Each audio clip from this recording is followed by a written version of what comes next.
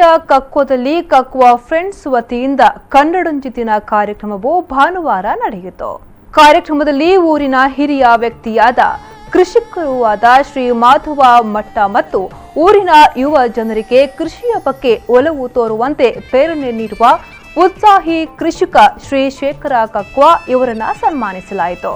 ಕಾರ್ಯಕ್ರಮದಲ್ಲಿ ಪುಟಾಣಿ ಕಂದಮ್ಮಗಳು, ಮಕ್ಕಳು, ಯುವಕ ಯುವತಿಯರು ವಿವಿಧ ಆಟೋಟ ಸ್ಪರ್ಧೆಗಳಲ್ಲಿ ಭಾಗವಹಿಸಿ ಬಹುಮಾನಗಳನ್ನು ತಮ್ಮದಾಗಿಸಿಕೊಂಡರು.